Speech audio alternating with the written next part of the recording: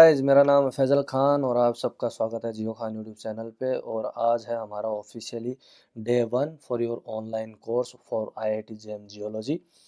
और आप या तो बीएससी फर्स्ट ईयर में होंगे या सेकंड ईयर में होंगे या फाइनल ईयर में होंगे या बीएससी फाइनल ईयर आप कर चुके हैं और आपने ड्रॉप लेने के सोचा है कि हम आईआईटी जेएम की तैयारी करेंगे और आईआईटी से एमएससी करने के लिए जाएंगे। ठीक है, ये आपकी थॉट प्रोसेस होगी।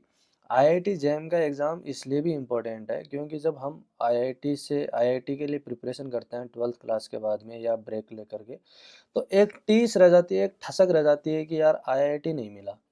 ठीक है, तो आईआईटी जेएम का जो पेपर है वो आपको एक फिर से मौका देता है कि आईआईटी में जा कर के पढ़ाई करने का। ठीक है, ये बहुत अच्छी अपॉर्चुनिटी होती है और हर कोई स्टूडेंट इसको यूटिलाइज करना ही चाहता है। ठीक है, पॉइंट ये है कि आप एलिजिबिलिटी क्राइटेरिया क्या है और किस आईआईटी में कितनी सीट्स हैं और आपको ये प्रिपरेशन करनी चाहिए या नहीं करनी चाहिए, ये आप खुद से फिगर आउट करो। ठीक है, मैं आपको स्पून फीडिंग के लिए नहीं हूँ, आप बच्चे नहीं हैं, एक बात। दूसरा, मैं यहाँ पे आपको इस तरह से प्रिपेयर करवाएंगे। अब मैं अकेला नहीं हूँ, बहुत सारी फैकल्टी हैं। ठीक है, वो फैकल्टी भी आपको टाइम टू टाइम मिल जाएंगी।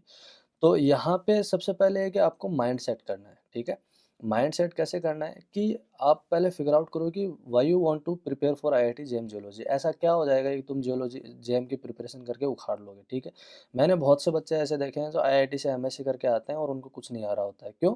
क्योंकि वो जेएम जैसे तैसे क्रैक करके एडमिशन ले लेते हैं और उसके बाद में आईआईटी में जाके 2 साल मजे मारते हैं और फिर वही है, नील बट्टा सन्नाटा हो जाता है।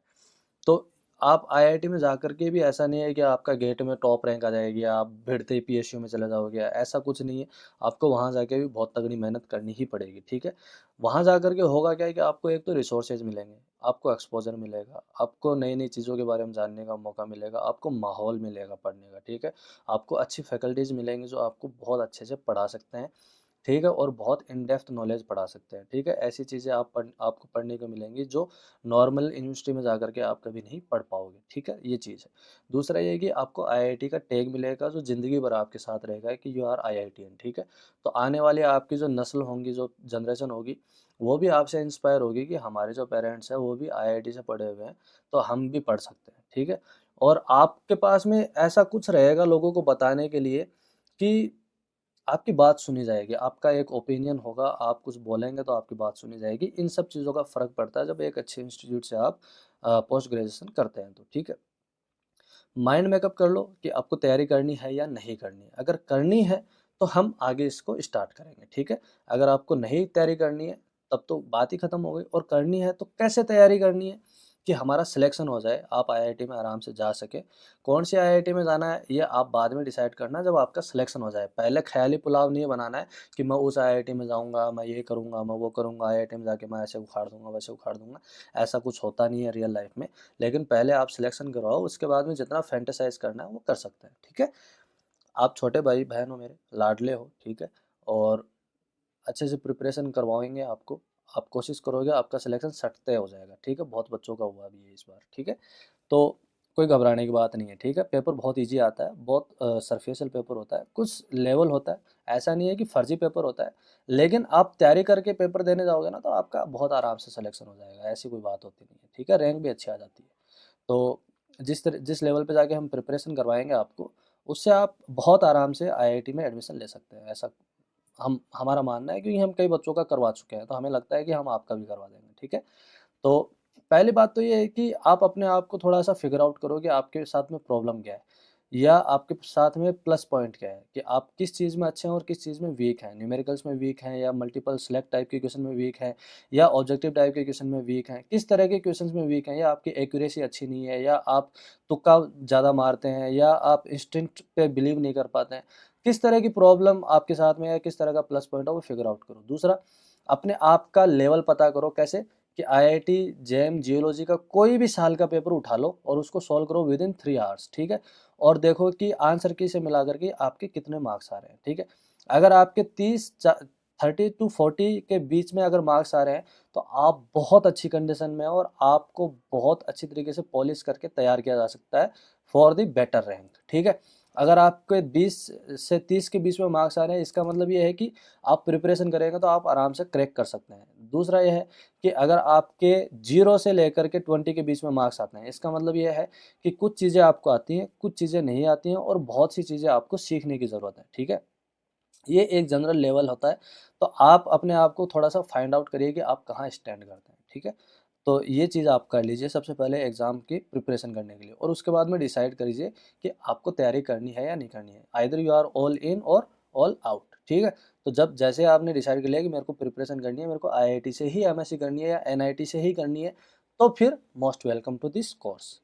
समझ में आ रहा है लाडले? अब आगे यहाँ पे ये है आपका सिलेबस, ठीक है? बड़ा बेवकूफ़ाना सा मैंने कर रखा है इसको, लेकिन अब ये सिलेबस ये दिखाने की कोशिश कर रहा है कि आपके सिलेबस में है क्या-क्या। ये वही सिलेबस है जो आपकी बीएससी में होता है। ग्रेजुएशन किसी भी यूनिवर्सिटी का जो ग्रेजुएशन लेवल का जो सिलेबस होता है, BSc first year, second year, third year को तीनों को मिला देंगे, वही सिलेबस ये है, कोई नया सिलेबस नहीं, ठीक है? लेकिन ये सिलेबस आप जनरली पढ़ते नहीं हो, ठीक है? या आपको पढ़ाया नहीं जाता है। मुझे नहीं पता है कि आपके साथ में कौन सी प्रॉब्लम है कि आप खुद नहीं पढ़ते हैं, आपको कोई पढ़ाता नहीं है, आई डोंट नो, ठीक है? तो यहाँ पे सबसे पहला ये है कि प्लैनेट अर्थ के बारे में बताया है, क्यों? क्योंकि all geology is all about the planet earth, तो सबसे पहले यही पॉइंट आएगा, ठीक है? तो आप अर्थ के बारे में क्या जानते हो? उसकी साइज़ क्या है, शेप क्या है, कैसा दिखता है, कहाँ पे है, सोलर सिस्टम में कहाँ पे स्थान है, पूरे यूनिवर्स में कहाँ पे है, ठीक है? इसका वॉल्यूम कितना है, इसका मास कितना है, इसकी एज कितनी है, ये कैसे बनी, क्यों बनी, क्या-क्या थ्योरीज़ हैं, अलग-अलग पहाड़ कैसे बने, माउंटेन्स कैसे बने, वैलीज़ कैसे बनी, बेसिन्स कैसे बने, ओशंस कैसे बने, कॉन्टिनेंट्स कैसे बने, क्या-क्या उनकी थ्योरीज़ हैं। ये जनरल क्वेश्चंस आते हैं आपके दिमाग में और उसी को एड्रेस करता है द प्लैनेट अर्थ, ठीक है? फिर आपका जियोमॉर्फोलॉजी है कि आप बहुत सारे फीचर्स देखते हो सरफेस पे, ये कैसे बने, क्या उनके साइंटिफिक तरीके हैं बनने के, उसके बारे में सब कुछ है। फिर स्ट्रक्चरल जियोलॉजी में देखते हो कि अलग-अलग स्ट्रक्चर्स आप जो देख पा रहे हो, जो डिस्टिंक्टिव फीचर होते हैं उनके, वो कैसे बने होंगे, उसके बारे में स्टडी करने की कोशिश करते हो। फॉसिल्स मिलते हैं, पास्ट लाइफ के ट्रेसेस मिलते हैं, उनकी स्टडी करते हो। Mineralogy, stratigraphy, petrology, economic geology, applied geology, बहुत प्रिमिटिव सिलेबस है, बहुत ईजी सिलेबस है और बहुत आराम से ये आप कर सकते हैं, ठीक है?